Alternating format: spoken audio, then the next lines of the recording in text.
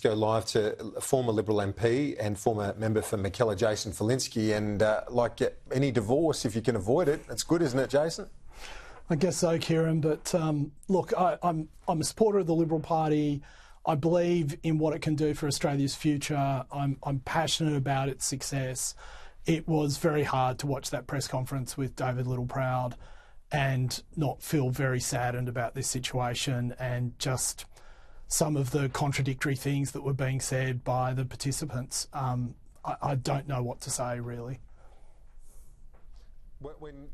Can you just elaborate on that specifically? Well, for example, to talk about... Yeah, so for example, to talk about good faith and that we've negotiated in good faith, when he decided to pull out of the coalition while Susan was planning her mother's funeral, gave Susan half an hour's notice, has put demands in the coalition agreement around policy, which to my understanding have never existed in that agreement before. They're not the acts of good faith. And I think there'll be a lot of people in the Liberal Party today who will be standing there going, we're not quite sure that you can characterise it that way. And also, as Trudy, who broke the story this morning, has earlier reported, I don't think it's a matter of principle. I think that there are a number of people in his party room, like Michael McCormick, like Michelle Landry, like even Barnaby Joyce, who are questioning the wisdom of what occurred last week. So given some of that angst, the animosity that is obviously there right now, and you add to that the Jacinda Nampijinpa Price defection from one party to the other, and Bridget McKenzie losing the National Party status in the upper house. There's a whole layer of other issues around all of that.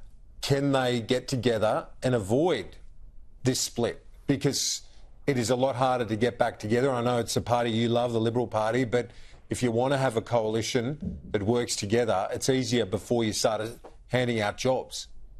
Yeah, look, what you say, Kieran, is absolutely right, and there's no denying that. I mean, the Liberal Party and the coalition have broken up previously and have managed to find their ways back together again. It's probably better that it doesn't happen, but I don't think that's at any cost. The Liberal Party has borne the cost of the coalition agreements for the last 3 election cycles. You only need to look at the election results to see that. Tom Connell was saying to you just earlier, we now need a 7.6% swing.